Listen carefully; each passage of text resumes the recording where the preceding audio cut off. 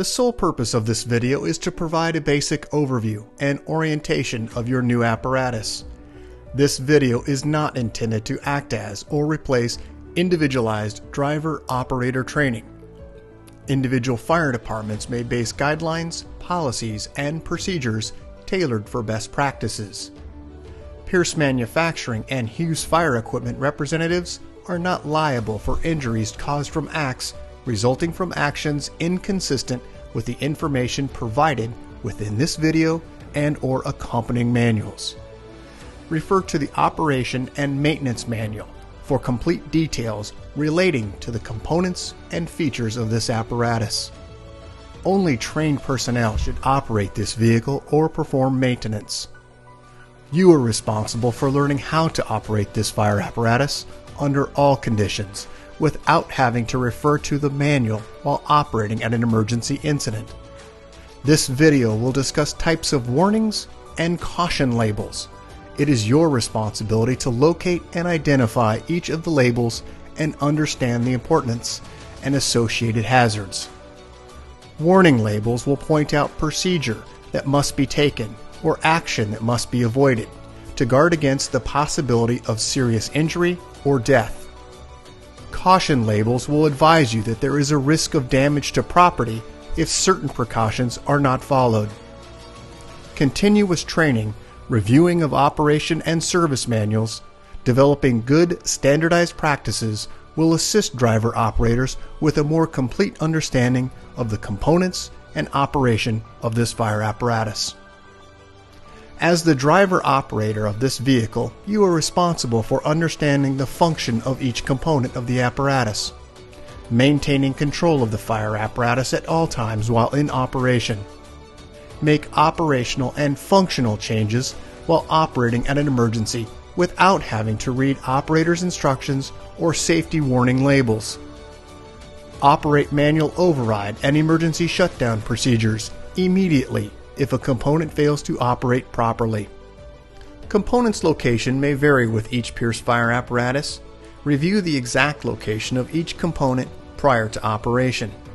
Major inconsistencies between your vehicle and the information contained in this video should be directed to your sales representative. Safe operation of any vehicle is the responsibility of the driver operator. You must learn the location and function of all controls, switches, gauges, valves, inlets, and discharges. Due to a higher center of gravity, heavy trucks have a significantly higher rollover tendency than other types of vehicles. To reduce the risk of rollover, avoid making sharp turns, excessive speed, and avoid abrupt maneuvers. In the event of a rollover crash, an unbelted person is significantly more likely to become injured or die than a person wearing a seatbelt. In the event of a crash, unbuckled occupants can also become a hazard to other occupants, as they may be thrown around inside the cab. Seatbelts are required while in operation. Please refer to your warranty certificates for details and information enclosed in your manuals. Customer-installed equipment must be mounted to withstand road travel and comply with NFPA 1901. Modifications such as drilling holes or welding to structural frame components of the chassis are not permitted. Contact Pierce for instruction and review of non-structural sheet metal or other dissimilar metals for modification. Follow the radio installation guide for further assistance on installing or mounting electronics.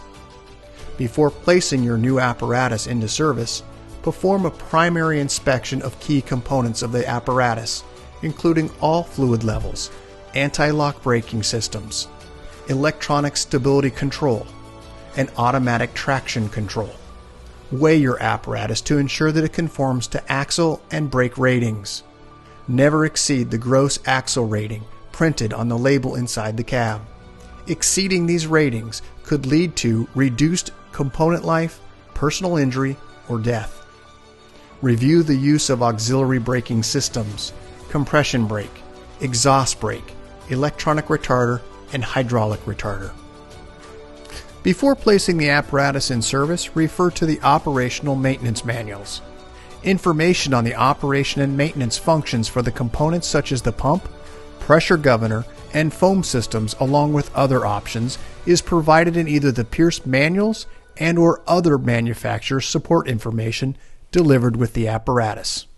If you need more information, please contact Hughes Fire Equipment. Congratulations, Black Diamond, Washington, on your new Pierce fire apparatus, job number 35237. Please utilize this 5-digit job number when referencing your apparatus with Hughes Fire Equipment and Pierce Manufacturing. Let's get started on a brief orientation of your new vehicle. Starting just under the front bumper, you'll find dual air horns. As we move up onto the face of the bumper on the passenger side, you'll find your mechanical siren. Just inside of that location, passenger and driver side frame rail, you'll find 2 closed tow hooks protruding through the bumper face. As we move to the center, you'll find your electronic siren and PA speaker.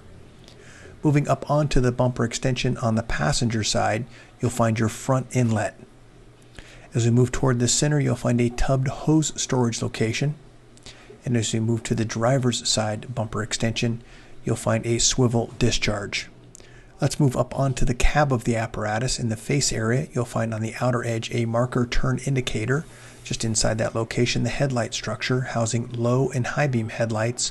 High beam will be located on the inside. Just above that, you'll find emergency warning lights. There are 2 on each side, forward facing. As we move to the windshield, you'll find 3 windshield wipers across the seamless one-piece windshield.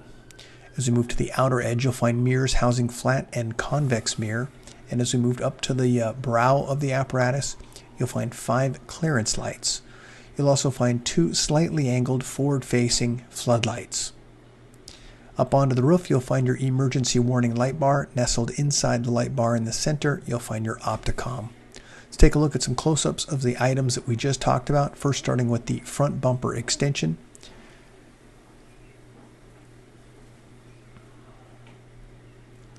Let's go ahead and take a look at the full side view of the apparatus. And let's focus in now on the cab area.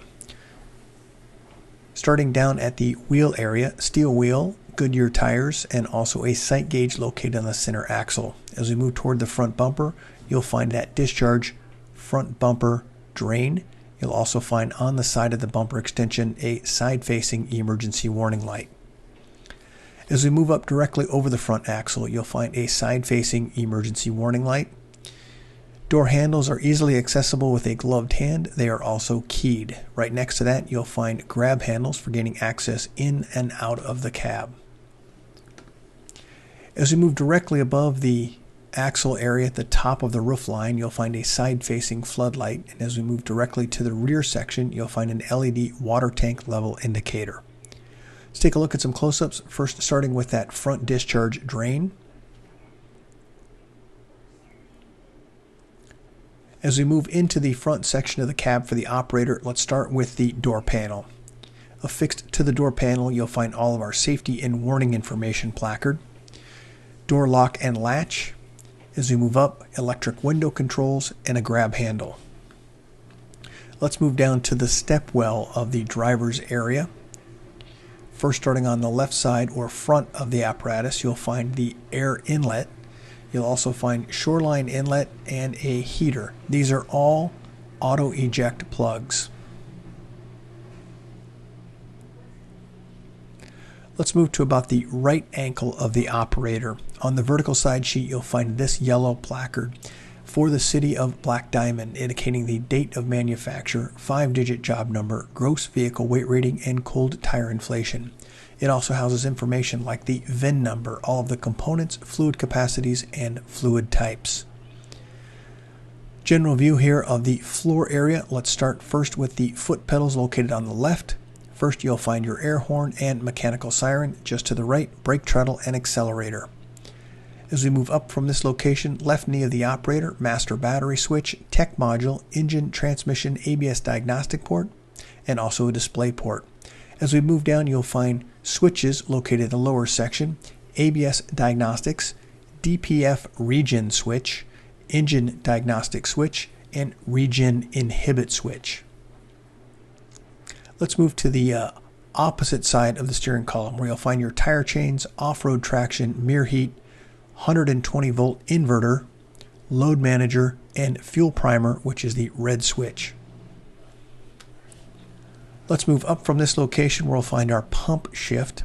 Let's start first with instructions from road to pump, and on the opposite side of the pump shift you'll find instructions from pump to road. Just as a reminder, when exiting the cab for pump operations, you'll need pump engaged and OK to pump indicating. Let's move up to the dash area, talk a little bit about some of the components in this area. First, starting on the left with the ignition and start switch. Also a switch labeled EM. This is your emergency master switch. Engage and disengage all emergency lights. Right next to it, headlight control and panel light, which will brighten or dim lights within the preview of the operator. High idle indicator and OK to engage the high idle switch. And then also transmission, oil, def level, and water temp gauges. On the right, you'll find front and rear air, fuel, and volts. In the center, you'll find the tachometer and speedometer. Diagnostic information will display above and below the speedometer. Let's move just to the right here in the image in the driver's seat. General view here of the dash area. Let's first start at the very top section with your command zone. Tremendous amount of information here on this diagonal 7-inch screen. It is available for gloved hand use or touchscreen. Just to the right of the screen, you'll find windshield wiper control, rotate for speed, and push for fluid. Moving now just to the right of that location, you'll find your pull to apply your system parking brake or push to release, and beneath that you'll find mirror control for the flat and convex mirror. As we move further up on the dash area, you'll find your engine brake on and off switch, a setting switch for low, medium, and high, push to talk, a Q-Small 1.0 amp and a 2.1 amp USB port. Also diff lock on and off. It is a protected switch and also an indicator that you've activated the differential lock. As we move further to the right, always apply your front parking brake when the engine is running. Climate control.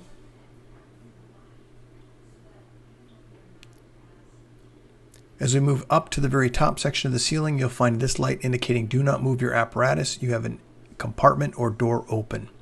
Also, as we move over the operator's head, you'll find this yellow placard indicating the height of the vehicle, 9 feet 11.5 inches, length 31 feet 10.6 inches, and a gross vehicle weight rating of 44,000 pounds.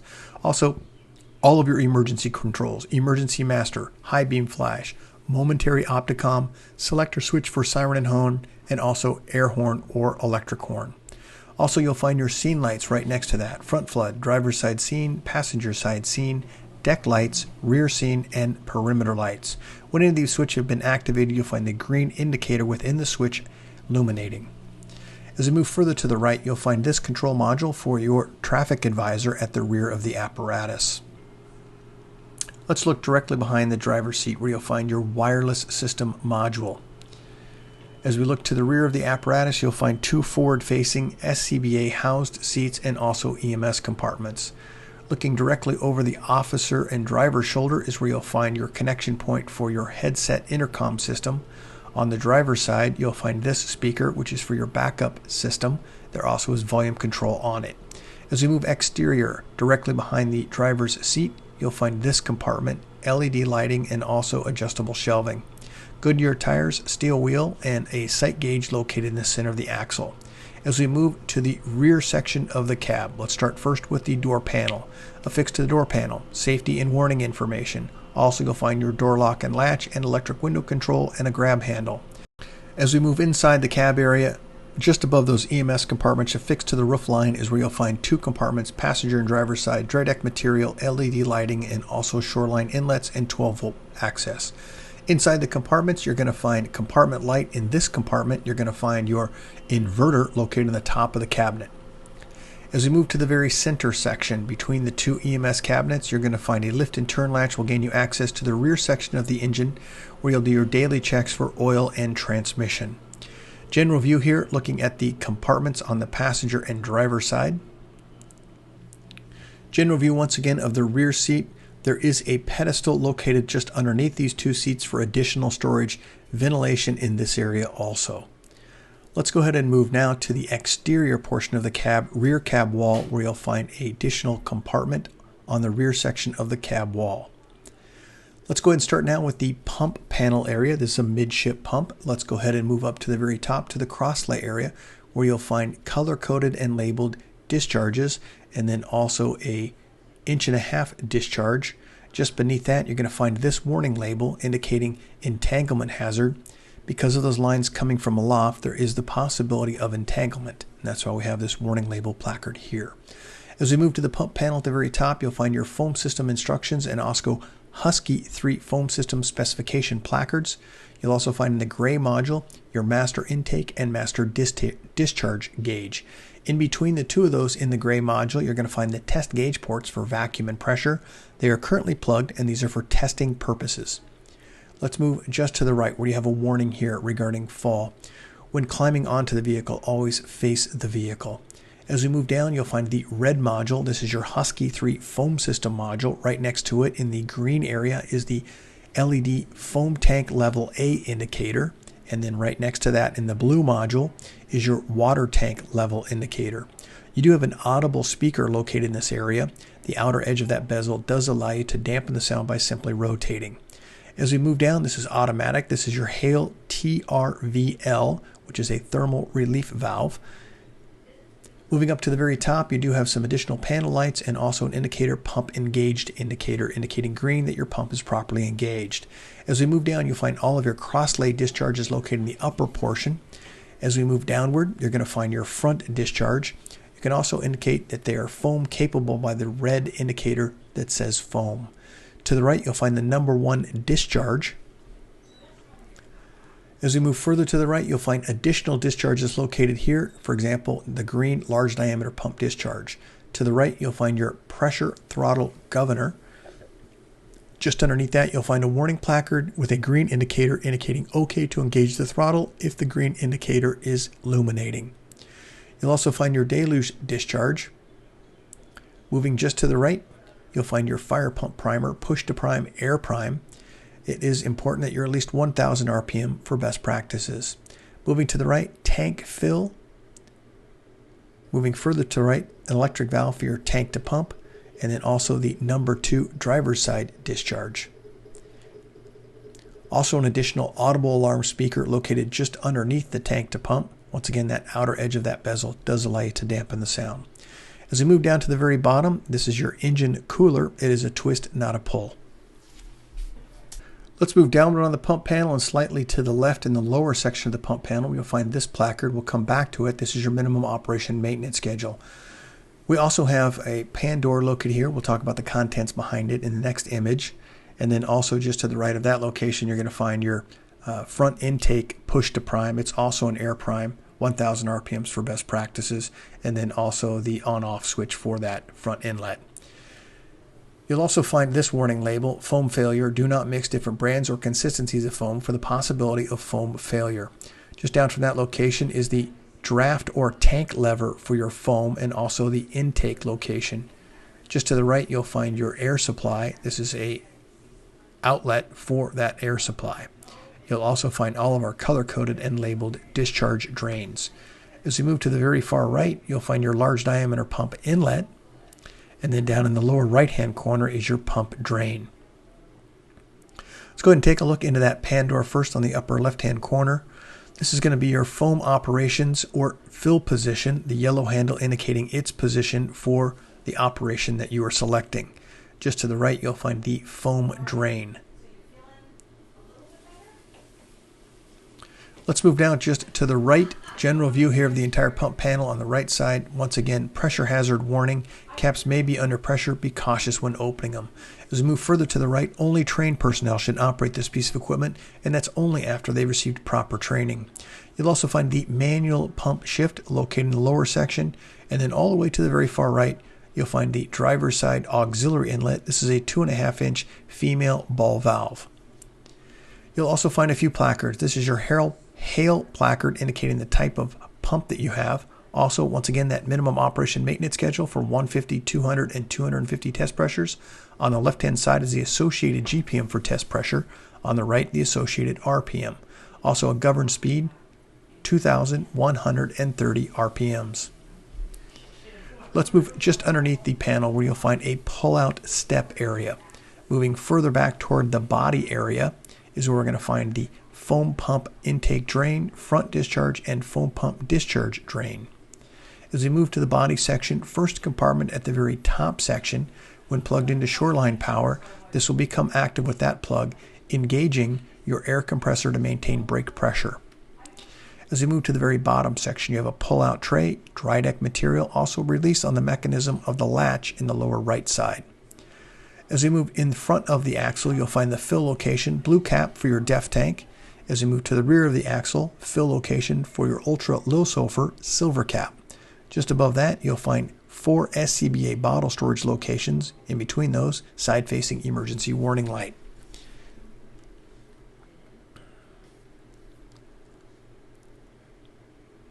A few close-ups of the items that we just talked about. First with that blue DEF cap fill location. Next, silver cap, which is ultra low sulfur diesel.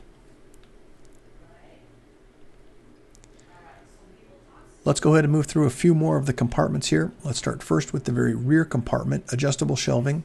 Bottom section has a tray, LED lighting.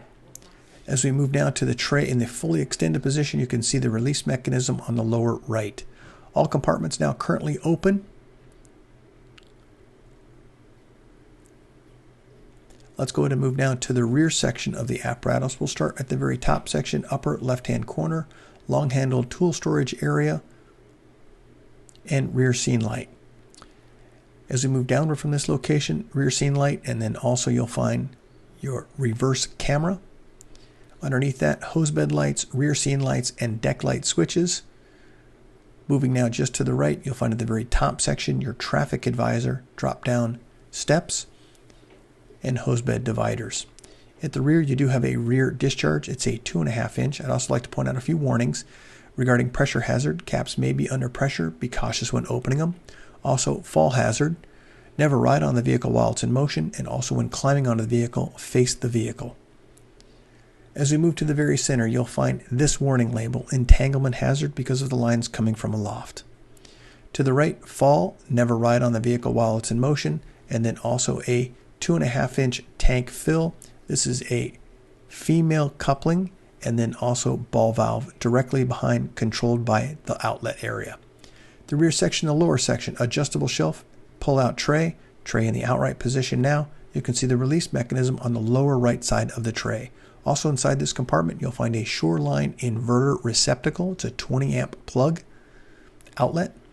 And then as we move to the very far right-hand side, you can see the very top section is your ladder storage location. All of your compartments now open on the passenger side, and we'll start at the very rear of the apparatus moving forward. Adjustable shelving and also a pull-out tray in the lower section. Release mechanism on the lower right-hand side of the tray. As we move forward to this location, in between the two axles is where you're going to find two locations, front and rear, for SCBA bottle storage and also a tool board mount.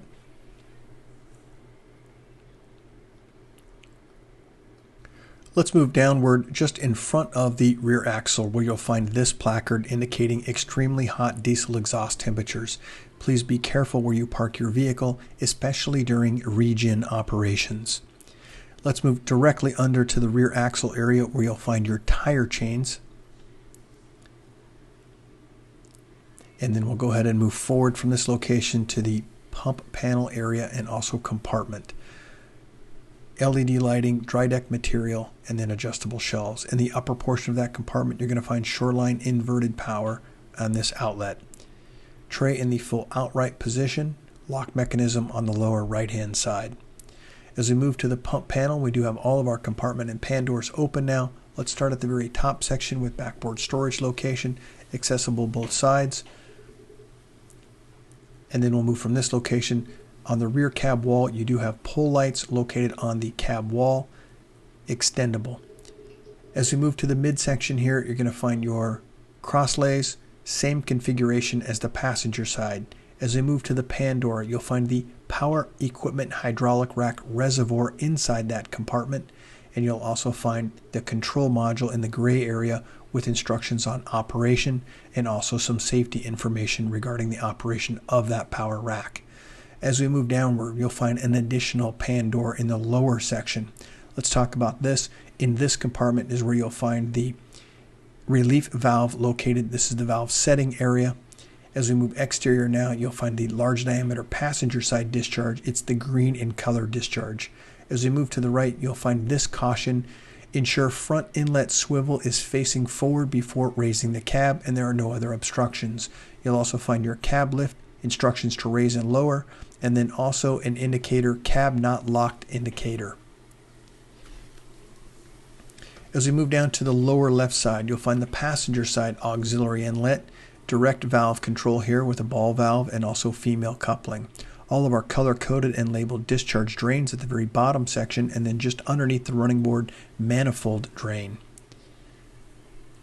As we move forward to that location, you'll find an additional pull-out step for gaining access to the hoses aloft from this area. And then as we move to the rear cab, you'll find an additional storage location on the rear cab wall, adjustable shelving also. Let's move inside now to the rear section of the cab on the passenger side. Affixed to the door panel, we're going to find all of our safety and warning information, door lock and latch, window control, and grab handle. As we move to the ceiling area, you'll find push on and off, white lens or red lens for activation. As we move inside, same configuration as the driver's side.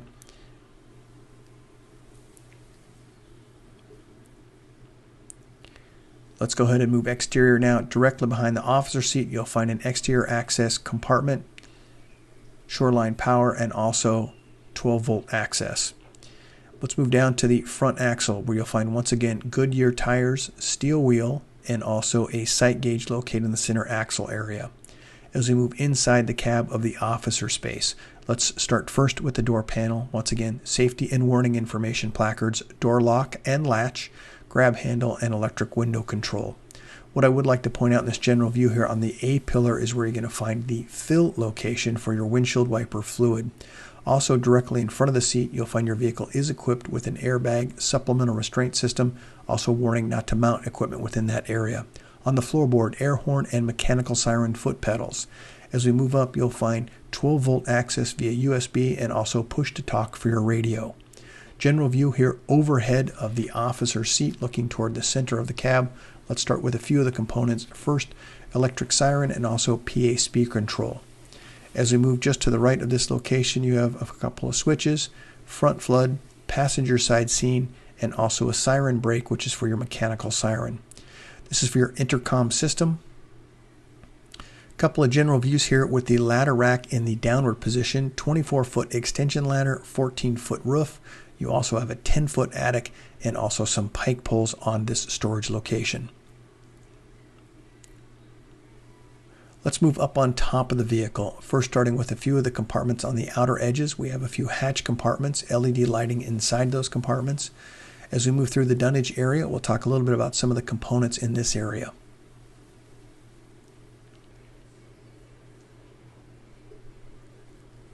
Let's go ahead now and look into the dunnage area. This is directly in front of your rear hose bed, where you're going to find foam fill location and water tank fill. The image now is going to show your water tank top fill location. The next image will show the foam fill location. What I'd like to point out is the warning regarding foam failure. Once again, don't mix different brands and consistencies of foam for the possibility of foam failure. As we move to the forward section of the dunnage, you'll find this cover. Behind this cover is going to be your control module electric valve for your master stream device, which is located directly in the center. As we move just to the right in this image, you'll find your Husky 3 foam system reservoir. There is a fill location on the top of this. Moving now to a close-up here of the electric valve for your master stream device. Husky foam system fill location. Let's go ahead and move to the cab area now. We do have this as a non-walking surface, and that's why we have these two outer stickers indicating that this is a non-walking surface. Short video of your vehicle with the emergency lights on. Congratulations, Black Diamond, Washington, on your new Pierce fire apparatus, job number 35237. If you have any questions about your apparatus, please contact your Hughes Fire sales representative. Thank you and congratulations.